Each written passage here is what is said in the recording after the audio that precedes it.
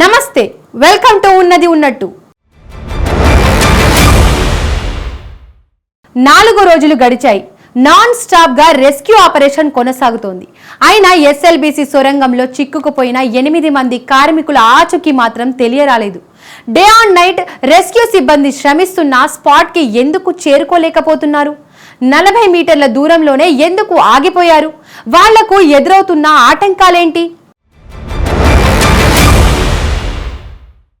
SLBC ఘటన క్షణం క్షణం ఉత్కంఠను పెంచుతోంది. ఆ సొరంగంలో చిక్కుకున్న 8 మంది సురక్షితంగా బయటపడాలని యావత్ సమాజం ఆకాంక్షిస్తోంది. అయితే పరిస్థితులు ఊహించినంత సులభంగా లేవు. ప్రభుత్వం చేపట్టిన రక్షణ చర్యలు విజయవంతమవుతాయా లేదా అనే ప్రశ్న ప్రతి ఒక్కరిని కలవరపెడుతోంది.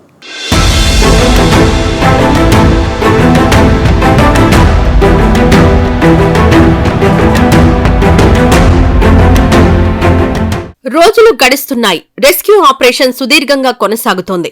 కానీ ఎస్ఎల్బీసీ టన్నెల్లో చిక్కుకుపోయిన కార్మికుల జాడ మాత్రం కానరావడం లేదు. వాళ్లను సురక్షితంగా బయటకు తీసుకురావడానికి అన్ని రకాల ప్రయత్నాలు చేస్తున్న సహాయక బృందాలు 4వ రోజు రెస్క్యూలో భాగంగా స్పాట్ కి 40 మీటర్ల దూరంలో ఆగిపోయాయి. ఎస్ఎల్బీసీ సొరంగంలో రోజుల తరబడి ఆపరేషన్ తర్వాత 40 మీటర్ల టాస్క్ రెస్క్యూ సిబ్బందికి సవాలు విసురుతోంది. ఆ 40 మీటర్ల దూరాన్ని ఎలా అధిగమిస్తారన్నదే రెస్క్యూ ఆపరేషన్లో కీలకంగా మారింది. అటువైపు 8 మంది కార్మికులు, ఇటువైపు సహాయక బృందాలు, మధ్యలో 40 మీటర్ల మేర శకలాలు, బురద మేట. వీటిని తొలగిస్తే ఆపరేషన్ క్లైమాక్స్ కి చేరినట్టే, కార్మికుల జాడ దొరికినట్టే.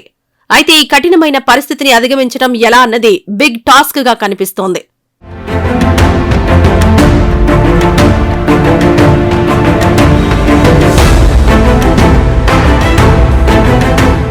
భూగర్భం తవ్వడం మనం అనుకున్నంత ఈజీ కాదు. వ్యయ ప్రయాసలు ఎన్నో ఉంటాయి. చాలా వరకు రోడ్ల కోసం, నీటి తరలింపు కోసం ఇలా టన్నెల్స్ తవ్వుతుంటారు. ఇప్పుడు ఎస్ఎల్బీసీలో ప్రమాదం జరగడంతో అందులో చిక్కుకున్న వారి పరిస్థితి ఏంటన్నది ప్రశ్నార్థకంగా మారింది. ఎస్ఎల్బీసీ సొరంగం తవ్వకం పనుల్లో అనుకోని అవాంతరాలు ఎదురై అందులో 8 మంది చిక్కుకొని పోయారు. 14వ కిలోమీటర్ దగ్గర ఉరిమినట్లుగా ఒక్కసారిగా మట్టి, నీటి ఊట కలిసి కూరడంతో అక్కడ పనిచేస్తున్న వారు చిక్కుకుపోయారు. అసలేం జరిగిందో చాలాసేపటి వరకు ఎవరికీ అర్థం కాలేదు. పైకప్పు నుంచి మట్టి, బురద, నీళ్లు పడడంతో కార్మికులంతా ఎగిరిపడ్డారు. పైపులు, ఇనుప రాడ్ల మీద పడి కార్మికులకు దెబ్బలు తగిలాయి. ముఖమంతా బురద చిమ్మింది. కొద్ది దూరంలో ఉన్నవారు ప్రాణాలు అరచేతిలో పెట్టుకుని బయటకొచ్చారు. 8 మంది మాత్రం ఎక్కడ చిక్కుకున్నారన్నది క్లారిటీ రావడం లేదు. క్షణక్షణం ఆందోళన పెరుగుతోంది.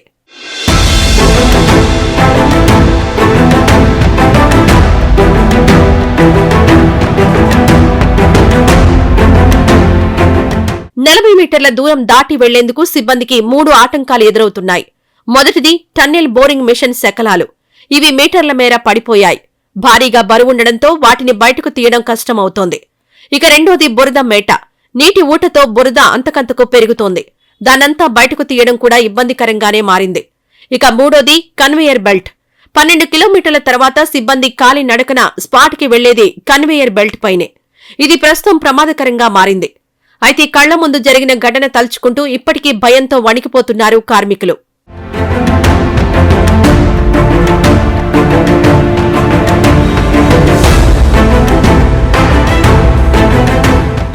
నలభై మీటర్ల మేర పేరుకుపోయిన బురద మేట, టన్నెల్ బోరింగ్ మెషిన్ శకలాలు ఎంత వేగంగా బయటకు పంపిస్తే అంత త్వరగా కార్మికుల్ని గుర్తించే వీలుంటుంది. ఈ ప్రక్రియను చాలా త్వరగా పూర్తి చేయాలన్న సంకల్పంతో రెస్క్యూ సిబ్బంది ముందుకెళ్తోంది. మరోవైపు సొరంగంలో కార్మికుల్ని గుర్తించేందుకు sniffer dog, rat whole team సేవల్ని ఉపయోగిస్తున్నారు. ఇక రోజులు గడుస్తున్న కొద్దీ బాధిత కుటుంబాల్లో టెన్షన్ పెరిగిపోతోంది. ఒక్కొక్కరుగా ఎస్ఎల్బీసీ ప్రాంతానికి చేరుకుని తమ వాళ్ల ఆచూకీపై ఆరా తీస్తూ ఉండడం గుండెల్ని బరువెక్కిస్తోంది.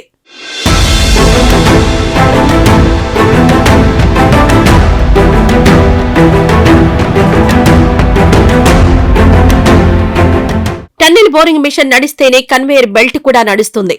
ప్రస్తుతం లోపల సిస్టమ్ అంతా ఆగిపోయింది. మిషన్ పైనే మట్టి కూరడంతో కన్వేయర్ బెల్ట్ పై నడవడం సాధ్యమయ్యేలా కనిపించటం లేదు. సొరంగం బయట నుంచి లోపలికి లోకో ట్రైన్ ద్వారా వెళ్తున్నారు. మొత్తం 14 కిలోమీటర్ల దూరం రావడానికి, పోవడానికి 1 గంట 10 నిమిషాల టైం పడుతోంది. ఈ రూట్లోనే బురద మట్టిని బయటకు తీసుకురావాల్సి ఉంది. నిర్మాణ వ్యర్థాలు, మట్టి తొలగిస్తేనే అక్కడ ఏం జరిగిందో తెలుస్తుంది. లోపల మేట వేసిన మట్టి, బురదను తొలగించడానికి సింగరేణి సంస్థ నుంచి పరికరాలు తెప్పించాలంటున్నారు.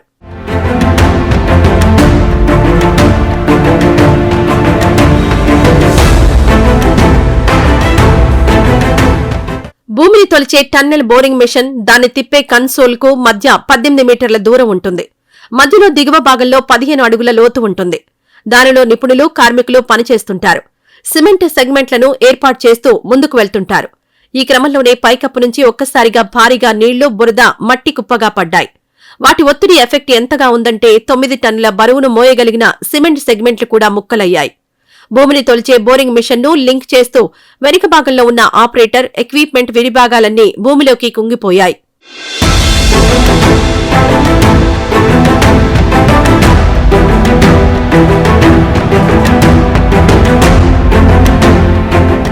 డ్రోన్లో ఎండోస్కోపిక్ కెమెరాలు, వాకీటాకీ లాంటి సిగ్నల్ ఎక్విప్మెంట్స్ తో సిబ్బంది సొరంగంలోకి వెళ్లింది.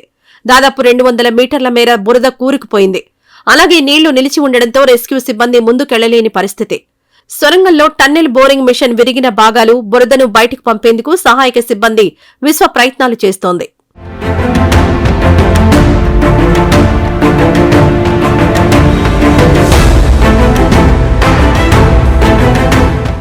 ఎస్ఎల్బీసీ టన్నెల్లో కూలిన మట్టిని తరలించే ప్రయత్నం చేస్తే పెను ప్రమాదం తప్పదని నిపుణులు రాష్ట్ర ప్రభుత్వానికి తెలియజేశారు. సొరంగంలో నీటి ఊట, మట్టి, రాళ్లు కూలి పడిన నేపథ్యంలో వాటిని తొలగించే ప్రయత్నం చేస్తే మరో 50 మీటర్ల దూరం టన్నెల్ కూలే ప్రమాదం ఉందని పేర్కొన్నారు. సెగ్మెంట్ బ్లాకులు కుంగి మట్టి దిబ్బలను ఆసరాగా చేసుకుని ఉన్నాయని అంటున్నారు. నిపుణులు ఇలా చెబుతుంటే రెస్క్యూ ఆపరేషన్ ఎలా కొనసాగుతోంది? రెస్క్యూ ఆపరేషన్ చేసేందుకు ప్రత్యామ్నాయ మార్గాలేంటి? Let's watch.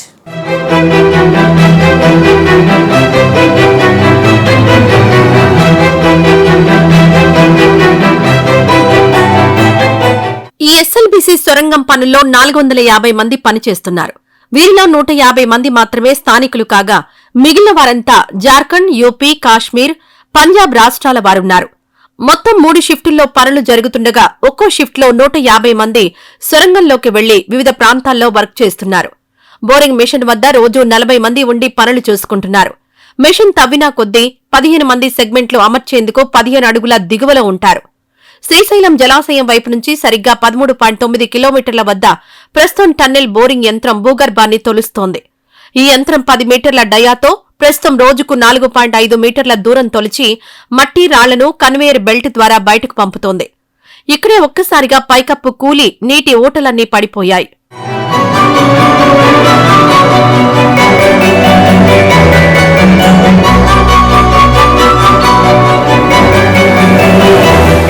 మట్టిని తీస్తే మళ్లీ ప్రమాదం జరుగుతుందన్న నిపుణుల హెచ్చరికల నేపథ్యంలో ఇప్పుడు ఎలా ముందుకు వెళ్లాలని రెస్క్యూ టీం వ్యూహాలు రచిస్తోంది. మట్టిని తొలగించడం సాధ్యం కాకపోవడంతో స్నిఫర్ డాగ్స్ తో ర్యాట్ హోల్ మైనర్స్ లోపలికి వెళ్లారు.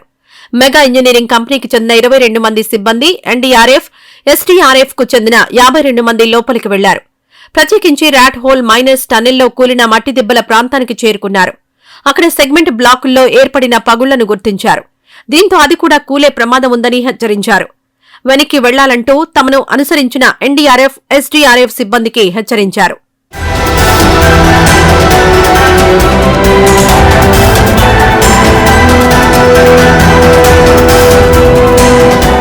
రెస్క్యూ ఆపరేషన్ ముమ్మరం చేసేందుకు ఎన్జీఆర్ఐ, ఎన్ఆర్ఎస్ బృందాలు ప్రయత్నిస్తున్నాయి.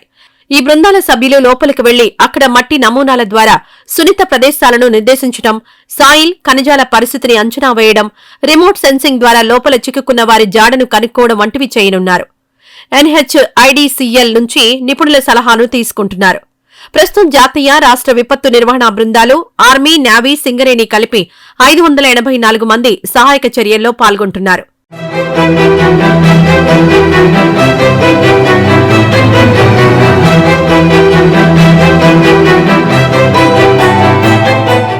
మంగళవారం సొరంగంలోకి వెళ్లిన రెస్క్యూ బృందానికి టన్నెల్ బోరింగ్ మెషిన్ ఉపరితల భాగం కనిపించింది.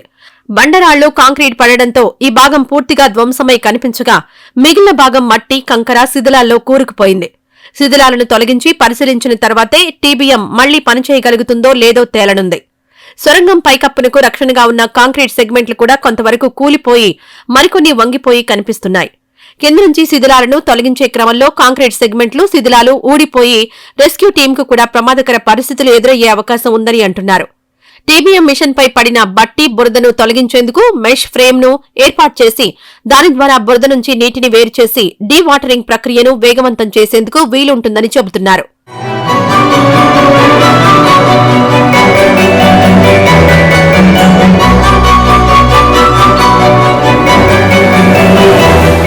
టన్నెల్ డిగ్గింగ్ అంటే ప్రాణాలతో చెలగాటమే. భూగర్భం బయట కనిపించడే ఈజీగా ఉండదు. సింగరేణిలోనూ బొగ్గు తవ్వకాలు భూగర్భంలో వెళ్లి చేస్తుంటారు. అయితే పైకప్పులు కూలకుండా కెమికల్ గ్రౌండింగ్ చేయడం సహా పలు జాగ్రత్తలు తీసుకుంటుంటారు. ఎస్ఎల్బీసీలో ఇటీవలే తవ్వకాలు తిరిగి మొదలైనప్పుడు నీటి ఊటలు చాలా సమస్యలు సృష్టించాయి. ఏకదాటిగా సొరంగంలోకి నీళ్లు వస్తూనే ఉన్నాయి. ఎందుకంటే భూగర్భ జల ఊటలు ఉన్న చోట వాటిని ఆపడం కష్టం. అందుకోసం కెమికల్ గ్రౌండింగ్ చేస్తుంటారు. అంటే నీళ్లు లీక్ కాకుండా చేసే పని అన్నమాట. ఈ తవ్వకంలో డీవాటరింగ్ చాలా కీలకం. కానీ అది కూడా ఎస్ఎల్బీసీలో ఇప్పుడు తవ్వుతున్న చోట పెద్దగా వర్కౌట్ కాలేదా అన్న డౌట్లు వినిపిస్తున్నాయి.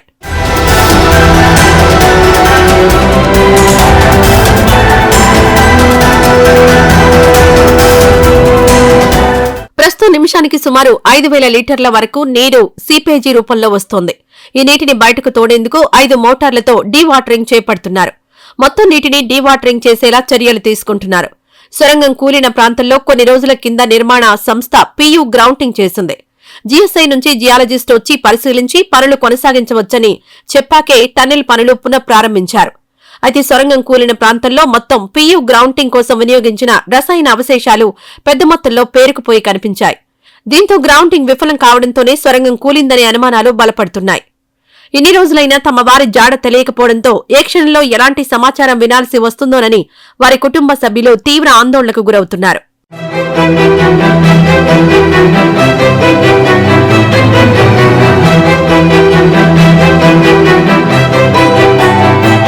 టీబీఎం టన్నెల్ బోరింగ్ మిషన్ భూగర్భ సొరంగాలను తవ్వేందుకు ఈ మిషన్ను వాడతారు. 1990 నుండి ఈ మిషన్ను ప్రపంచ వ్యాప్తంగా విరివిగా వినియోగిస్తున్నారు. మరి టన్నెల్ బోరింగ్ మిషన్ ఎలా పనిచేస్తుంది? దీన్ని తయారు చేసే కంపెనీ ఏంటి? ఏ దేశం నుండి ఈ టన్నెల్ బోరింగ్ మిషన్ల ఉత్పత్తి జరుగుతోంది? Let's watch.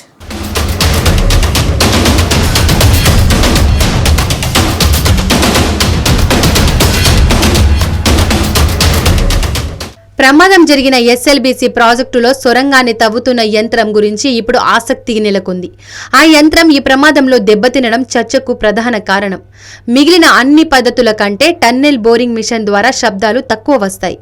నల్లమల అడవిలో మరెక్కడా తవ్వకుండా పైకి శబ్దాలు రాకుండా ఉండడానికి ఈ యంత్రాన్ని ఎంచుకున్నారు. డ్రిల్లింగ్, బ్లాస్టింగ్ చేయకుండా మట్టిని తొలగించడానికి ఈ యంత్రమే మంచిది. ముఖ్యంగా పరిసరాలు దెబ్బతినకుండా పనిచేయడం ఈ యంత్రాల ప్రత్యేకత.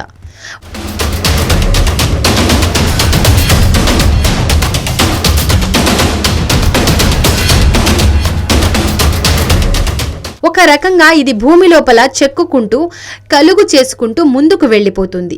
కొన్ని దశాబ్దాల నుండి ఈ తరహా యంత్రాలు వాడుకలో ఉన్నాయి.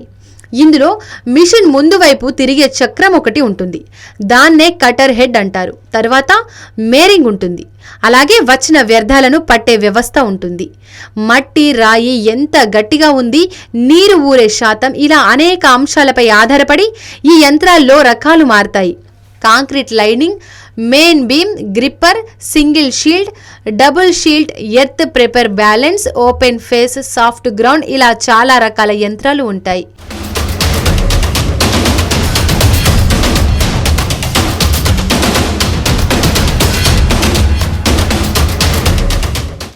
మధ్యలో ఎలాంటి యాక్సెస్ లేని ప్రపంచంలోనే పెద్ద టన్నెళ్లలో ఒకటి ఎస్ఎల్బీసీ. ఢిల్లీకి చెందిన జేపీ గ్రూప్ అనే కంపెనీ మొదటి నుండి ఈ ప్రాజెక్టు కాంట్రాక్టరు. సొరంగం తవ్వే పనిని జేపీ గ్రూప్ అమెరికాకు చెందిన రాబిన్స్ సంస్థకు అప్పగించింది. 2006 మే 26న ది రాబిన్స్ కంపెనీకి పని అప్పగించింది జేపీ గ్రూప్. మొత్తం 2 టీబీఎంలు, conveyor belt, backup system, spare పరికరాలు, ఇతరత్ర భద్రత అంతా ఈ సంస్థకి అప్పగించింది. సాధారణంగా ఈ టీబీఎంల ఖరీదు 10 నుండి 100 కోట్ల రూపాయలు ఉంటుంది. దీని తయారీకి కూడా నెలల నుండి ఏళ్ల సమయం పడుతుంది. రాబిన్స్ సంస్థ తయారు చేసే నిర్మాణ యంత్రాలలో 43 కోట్ల నుండి 850 కోట్ల వరకు ఖరీదైన మిషన్లు ఉన్నాయి.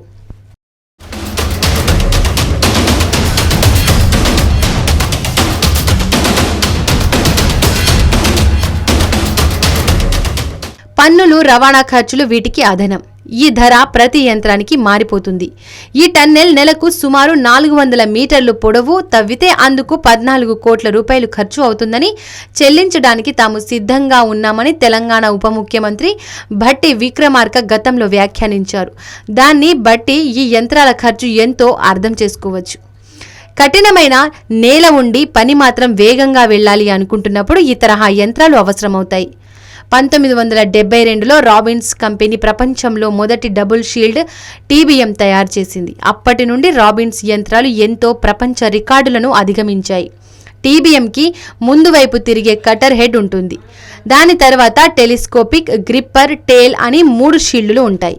ఇవి భూగర్భంలోని మట్టిని, రాళ్లను తొలుస్తూ ముందుకు వెళుతూ ఉంటాయి.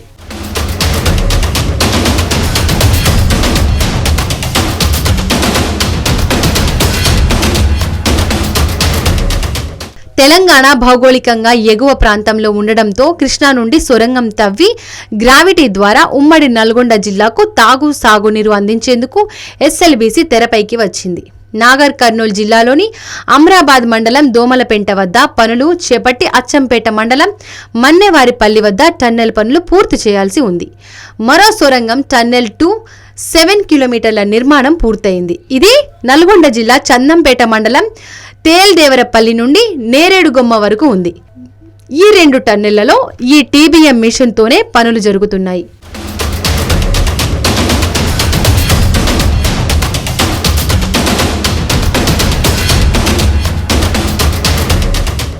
ఎస్ఎల్బీసీ పనులు ఎప్పటి నుండి కొనసాగుతున్నాయి?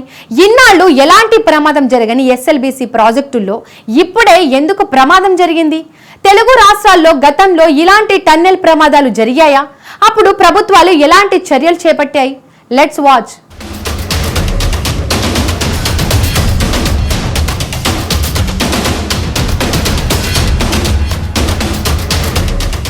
ఎస్ఎల్బీసీ ప్రాజెక్టు పనులు ఉమ్మడి ఏపీలోనే 52% పూర్తయ్యాయి. ఆ తర్వాత గత 10.5 ఏళ్లలో 23% పనులు అయ్యాయి. ఎస్ఎల్బీసీని 2010 నాటికే పూర్తి చేయాల్సి ఉంది. కానీ ఇప్పటి వరకు 6 సార్లు ప్రాజెక్టు పూర్తికి గడువులు పొడిగించుకుంటూ వచ్చారు. మొత్తంగా ప్రాజెక్టుకు ఇప్పటి వరకు 2647 కోట్లు ఖర్చయింది. గత 10 ఏళ్లలో 500 కోట్లే కేటాయింపులు జరిగాయి. ప్రస్తుతం అంచనా వ్యయం 4637 కోట్లకు చేరుకుంది.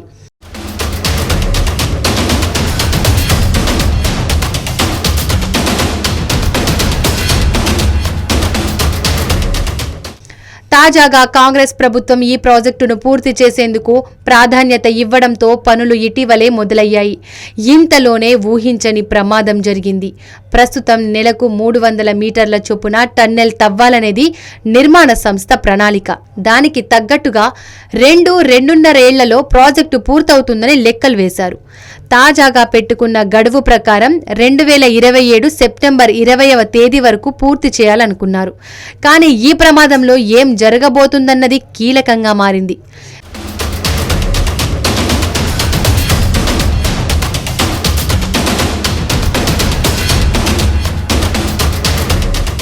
శ్రీశైలం ఎడమగట్టు కాలువ సొరంగ మార్గం మొత్తం పొడవు 44 కిలోమీటర్లు. దీన్ని ఎలా తవ్వాలి అని చాలా చర్చించి చివరికి టన్నెల్ బోరింగ్ మిషన్ పద్ధతిలో తవ్వేలా పని చేపట్టారు. ఈ ప్రదేశం శ్రీశైలం అభయారణ్యం ప్రాంతంలో ఉండడంతో భారీ శబ్దాలు లేకుండా ఉండేందుకు ఈ మెథడ్ వాడారు. భూమికి 450 మీటర్ల దిగువన సొరంగం తవ్వకం చేపట్టేందుకు 2 టీబీఎం మిషన్లు తయారు చేయించారు. సాధారణంగా ప్రతి 500 మీటర్లకు ఒక సేఫ్టీ ఛాంబర్ ఏర్పాటు చేసి గాలి, వెలుతురు వచ్చేలా చేయాల్సి ఉంటుంది. కానీ నల్లమల అభయారణ్యం కావడంతో పైకి తవ్వే అవకాశం లేకుండా పోయింది.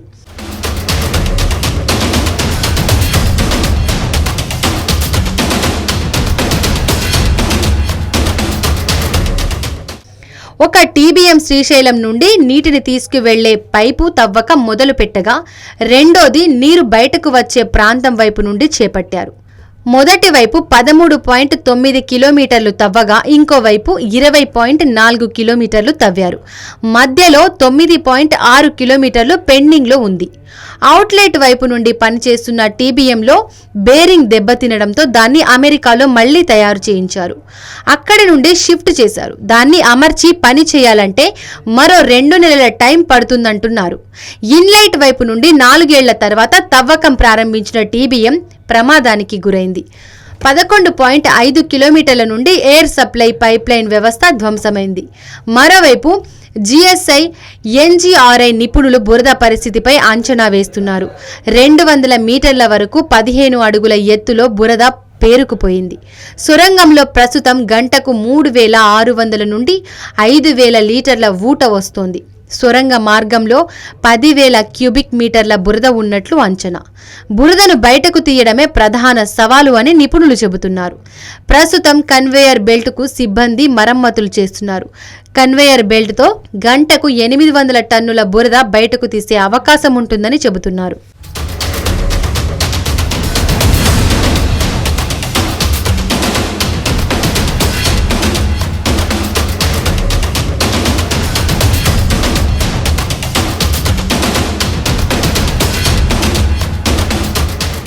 టీబీఎం మిషన్ దాటిన తర్వాత 100 మీటర్ల మేర బురద పేరుకుపోయింది.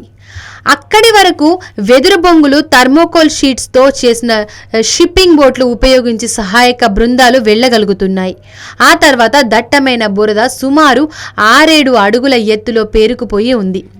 ఆ అడ్డంకి దాటితేనే ప్రమాదానికి గురైన టీబీఎం ముందు భాగం, అందులో చిక్కుకుపోయిన 8 మందిని గుర్తించే అవకాశం ఉంది. అయితే ప్రాంతానికి సహాయక బృందాలు వెళ్లలేకపోతున్నాయి.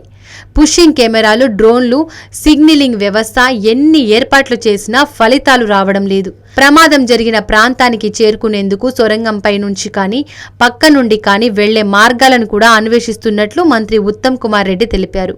ఉప ముఖ్యమంత్రి భట్టి విక్రమార్క, నీటిపారుదల శాఖ మంత్రి ఉత్తమ్ కుమార్ రెడ్డి, రోడ్లు భవనాల శాఖ మంత్రి కోమటిరెడ్డి వెంకటరెడ్డి, పర్యాటక శాఖ మంత్రి జూపల్లి కృష్ణారావు సహాయక బృందాలతో 2 సార్లు సమీక్షలు నిర్వహించారు. ఇండియన్ నేవీ, ఎన్డీఆర్ఎఫ్ కలిసి ప్రయోగాత్మకంగా మరోసారి సొరంగంలోకి వెళ్లి లక్షిత ప్రదేశానికి వెళ్లేందుకు ప్రయత్నిస్తున్నారన్నారు. 8 మంది ప్రాణాలను కాపాడడమే మొదటి ప్రాధాన్యంగా చర్యలు చేపడుతున్నట్లు ఆయన వివరించారు.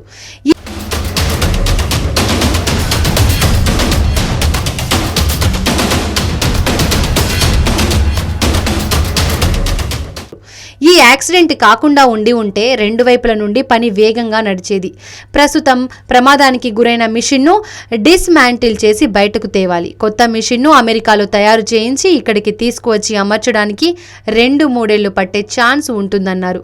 సో పరిస్థితి చూస్తుంటే అవుట్లెట్ వైపు టీబీఎంతో పని చేయించి ఇన్లైట్ వైపు సాంప్రదాయ పద్ధతిలో తవ్వడం ఒక ఆప్షన్గా కనిపిస్తోంది. ఏపీలో వెలికొండ ప్రాజెక్టులో ఇలాగే చేశారు. ఎస్ఎల్బీసీకి ముందు ఇలాగే చాలా ప్రమాదాలు జరిగాయి. ఉమ్మడి వరంగల్ జిల్లాలో 2011 జూలై 15న దేవాదుల సొరంగాన్ని భూగర్భంలో తవ్వుతున్న క్రమంలో జరిగిన ప్రమాదంలో మధ్యప్రదేశ్కు చెందిన 3 కార్మికులు మృతి చెందారు. షాయంపేట చలివాగుకు బుంగబడి ఒక్కసారి నీరంతా సొరంగంలోకి పోటెత్తడంతో 3 జలసమాధి అయ్యారు. 49 కిలోమీటర్ల పొడవైన ఈ టన్నెల్ నిర్మాణం ఇటీవలే పూర్తయింది. కాళేశ్వరం సొరంగం తవ్వకంలోనూ 8 మంది కార్మికులు మృత్యువాత పడ్డారు. అటు పాలమూరు, రంగారెడ్డి ఎత్తిపోతల నిర్మాణంలో 2022 జూలైలో పంపు హౌస్లోకి క్రేన్ ద్వారా దిగుతున్నప్పుడు ఆ వైర్ తెగి 5-6 ప్రాణాలు కోల్పోయారు. సో ఇప్పుడు ఎస్ఎల్బీసీ వర్క్ జరుగుతుంటే ముందు రెస్క్యూ కంప్లీట్ కావాలి. ఆ తర్వాత ఏం చేయాలన్నది ఆలోచన చేయాలి.